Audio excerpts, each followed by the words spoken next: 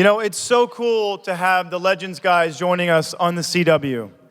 Truly, there's superheroes everywhere. So, what should we call a grouping of superheroes all in one place? What about a super swarm? That works. And who better to wrangle this super swarm than DC Entertainment's Jeff Johns?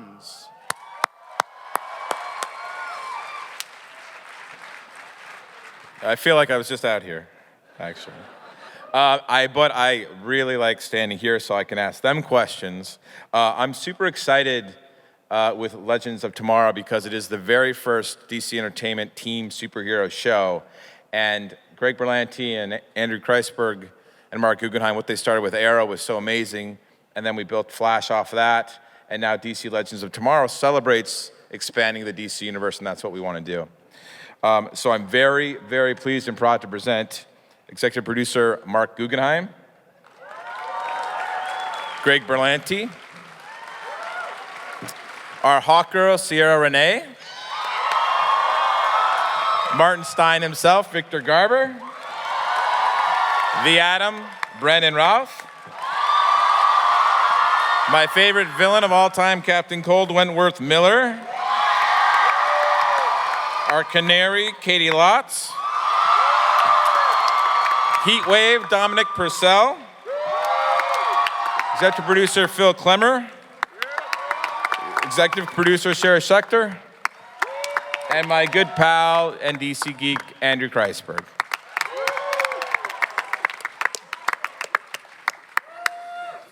Amazing. So I'm gonna. Oh, that's so cool.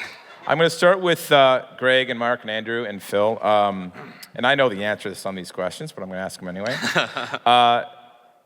So obviously we've introduced these great characters, except for Hawkgirl, these great characters in the series Arrow and Flash. And the idea kind of came to do something with them because there were so many wonderful heroes and villains out there. How are we going to see this show roll out from Arrow and Flash this year? Well, you know, the first few episodes of Arrow and Flash are going to do what we call table setting, which is, you know, we've got various characters that have to be put on the chessboard so they can go into Legends. For example, people in Starling City feel that Ray Palmer died in a horrific explosion, and he needs to be restored to normal size. Sarah is not dead or needs to be not dead in order to be on Legends.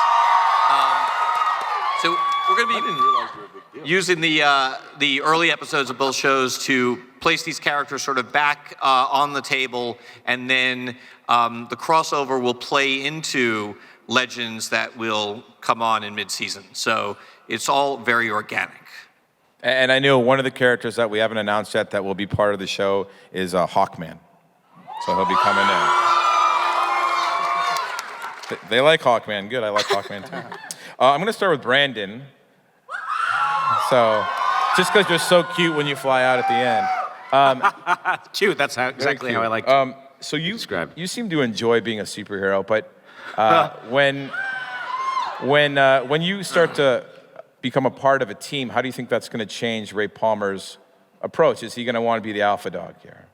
I don't know if I could call it alpha male, but he's definitely going to want to take charge a little bit and give his input anyway. Being the CEO of a multi-billion-dollar company, I think he probably thinks he knows a little bit about teamwork and all the best exercises to build a team.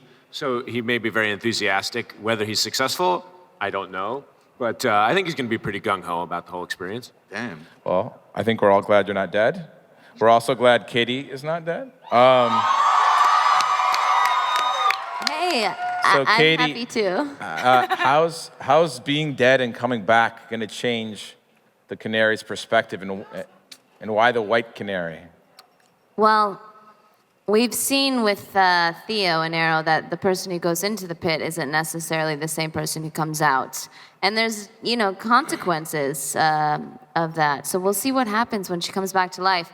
But she was already pretty crazy. So I feel like now, after that, I at least I want her to go just nuts off the rocker. That's my plan. Cool. And speaking of nuts, Wentworth and Dominic. Yeah. I take offense. I'm the nuttier version. Your characters are also a little crazy. Yeah. How do these, like for you, how do you think these villains or these rogues are going to respond to being asked to join part of a team? Well, Heatwave will be pissed about it, but has to do it. Captain Cole is in charge, as is always the case, with the dynamic of Wentworth and myself. Always. I'm always following Wentworth. And Wentworth, how is Cole going to respond to characters like Ray Palmer, Martin Stein? I think badly. I think the answer is he's going to respond badly. Leonard Snart is used to being the guy in charge, and he's not a team player, and there's not an altruistic bone in his body. So the idea of this being one big happy family pursuing a glorious end, I'm not sure he's totally down for that, but that's where the fun is, and I think that's what's going to be exciting for an audience to see, is that these guys have to work together, but it's going to be a bumpy ride. Speaking of bumpy rides, so I know there's a lot of time travel involved, and Andrew, I know you're a Doctor Who fanatic, geek, crazy man. I've seen a few episodes. Yes. Vandal Savage, we've already said he's a big part of the show. So can you tell us a little bit about what these Legends of Tomorrow are going to go up against? Yeah, I mean, Vandal is immortal. You know, he's been around for thousands of years, like we said. And, you know, when, you know, part of the fun of the show is how do you defeat somebody that you can't kill? And since time travel is going to be such a huge part of the show, you know, they're going to be meeting Vandal Savage in several different time zones. And, you know, part of the fun of the show is watching, you know, if they do something in one time zone, are they affecting it, you know, the rest of history? And I don't know, it's sort of a, you know, we keep talking about how like on Arrow and Flash, we'll come up with an idea and then we'll say, oh, that's too crazy. Legends of Tomorrow, all it is the crazy ideas. It's just, it's bonkers. And that's really exciting because, you know, it was important for us to not do the same show. We're already doing Arrow and we're already doing Flash, and we really wanted to do something different. And this show is going to feel, you know, as, you know, radically different from Flash as Flash is from Arrow. I'm sorry, I have to acknowledge this. There are so many people here. Thank you so much for coming out and lending your support. We love you guys. Thanks. Sorry, boss. After you. So, Victor. Yes, hello. Hello. This is my first time here. I am overwhelmed. Oh my God. Yeah. You are unbelievable. You are so kind and generous and sweet, all of you. Not all of you, but most of you. I know when you accepted the role in the show, originally everybody was blown away. Like, we were so overjoyed to have an actor of your caliber join it. And you brought so much to Martin Stein. Now that Martin Stein's coming in to work with all of these other heroes, and some of them villains and some of them novices and rookies, how do you think he's going to fit in with this group? And why do you think he's going to get involved in a team like this? I think he's a combination of many things, but I think one thing is he has a certain arrogance that believes that he is actually capable of mediating this dysfunctional family. And that's part of the fun of the character and part of the fun of doing this role is that he does have high ideals and is naive enough to think that this could work. And I think we'll see how he does. I'm confident that he will make it. Confident. And will Firestorm be a part of that equation? Firestorm will definitely be a part of it, and probably more than I even realize. Probably. Ciara, welcome to the DC Universe. It's awesome to have you join the family. And what did you do to prepare for the role of Hawkgirl? you guys were nice enough to send me like 1 million comics, so I've been reading those. I also watched The Arrow and The Flash, finished them because I had already started, but I finished them, so caught up there. But I've also been, I've been boxing and doing some martial arts just to kind of try those things out because I think stunts are really cool and I'd like to try them if I can. What's your favorite thing about Kendra? Your favorite aspect about her character? I think just that I think the reincarnation thing is like really, really awesome. And I think it's going to be interesting to see her in these different time periods or whatever and who she was then and who she is now. I mean, it's going to be, as an actor, this is like an incredible challenge. I get to kind of play a lot of different people. And so, Greg, I have to go to you because you're like the super producer. You know, you're doing all these TV shows, and I know how hard you work on everything, and seeing the dedication and the passion you put on everything. It's amazing that you do what you do. And when Legends of Tomorrow was first happening, it was like, oh my God, can we do a superhero team show? Like, you at the helm, I know we can, but why did you decide that it was the right time to do, you know, from Flash to Arrow to now a team? Well, that question gives me the perfect opportunity, actually, to say thank you to everybody in this room, because really, it's the show exists primarily for two reasons. One is the incredible passion of the fans on Arrow and Flash through the years. It has been, we've obviously all watched that grow. And then the other, the extraordinary actors who have come on those shows who, you know, we just had a surplus of so much talent.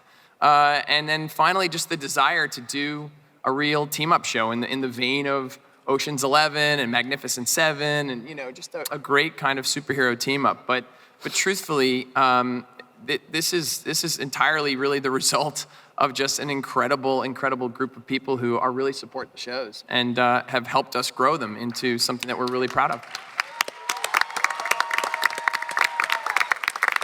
And speaking of dedication, I have to ask you, Brandon. I know when you first agreed to play the Atom, it was for a smaller role, no pun intended. And now you're committing to this show, which everyone's thrilled about. Why do you find yourself drawn to the superhero world? Why do you want to continue to work in this universe this way?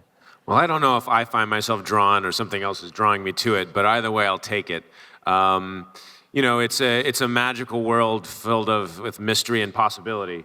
That's what we do in film and television, and this is such a heightened level of that. It's so exciting to come and play in the playground every day with the people and the creatively in all aspects of the film and television making, from behind the scenes to us being in front of the cameras. And, you know, obviously people are responsive to it, and we have the best fan bases in the genres that we work in, and to know that, you know, people are responding and coming and waiting, you know, all night and sleeping outside to come see the product that we're making just makes it so fulfilling. And, you know, we get to make, you know, silly stuff look awesome every day. Yeah, exactly. And Andrew and Marc, so what other characters or what other corners of the DC universe have you guys thought about visiting for the show? What are we allowed to visit, Jeff? Yeah, I'm trying to figure out a way to answer that question that doesn't get us in trouble. I think one of the great things about the show is we get a chance to visit all these different corners of the DC universe, not just in 2016, but throughout all time.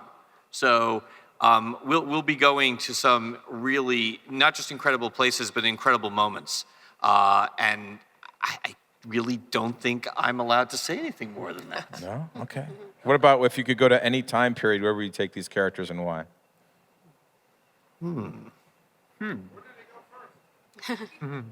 Okay, we'll move on, Marc. Okay, yeah. 2016. So Caity, just going back to the Canary, one of my favorite characters on Arrow. And I also thought, absolutely, I also thought brilliantly re-envisioned a backstory for Black Canary. I thought it was terrific. What do you think makes her the most dangerous member of this team? Why is she the most dangerous member of this team? Oh, I know the answer to this one. Because she's not afraid to die. I mean, she has died multiple times. And, I mean, imagine that. Like, really imagine that you have no fear of death. Every situation that you go into, I mean, there's this reckless abandonment that you can have. And really nothing can stop her. And you can't threaten her with anything if you're not afraid of dying. Like, so that's why I think she's going to be pretty dangerous in this series, in a good way. And speaking of dangerous, again, going back to the rogues, Wentworth and Dominic, if you have a couple time-traveling rogues, what do you think the first thing Captain Cold and Heatwave would do with the time machine? I think the 70s. Really? That sounds like fun. 70s? Yeah. There's that Starsky and Hutch thing going on online with you and I. The 70s for you? Yeah. Nah, the 20s for me. I'm a romantic. Yeah, I know, it's impossible to believe, but I actually am. I'm a softie under all these tattoos and nastiness. Wentworth? What era, buddy? Sticking with the 70s. Oh, 70s? And you just hang out in the 70s? And I'm good. Yeah, listen to disco? Okay. Yeah, the blonde hair It looks wasn't so good on great, you. really. It was okay. It wasn't that great. Yeah, how about you, Victor? Where would Stein go? What would he want to do? Because he's a man of science, right? So time travel would be something crazy to him. Yeah, I don't know. I'd go back to the 1800s. I think that would be. No? Someone say No, that? I agree, yes. Totally. Titanic. Oh, that, yeah. Well, that worked out well. Yeah, I don't think I'll go back there, no. Priceless. Now I'm going to go to Phil Klemmer, who's joining, again, a new face to the DC universe. Great resume here. Phil, why did you, because I know just from talking with everybody at Warner Brothers and development and everything else, that you really have, your pick of shows to go to and work on. And why did you work and pick Legends of Tomorrow? That was one of the easier decisions I've ever made. Yes, you. But I think being able to return to the Berlanti family, and I had a great time with Tomorrow People, Political Animals, Golden Boy, and I've spent my entire career at Warner Brothers, and to be able to do something like this with a cast like this was literally like a millisecond sort of decision. So yeah, very excited. Well, guys, we got to wrap it up now, but thank you so much for, again, staying tonight, and Legends of Tomorrow. Watch Arrow and Flash, see these characters, and then get ready for a crazy kick-ass show. Thank you.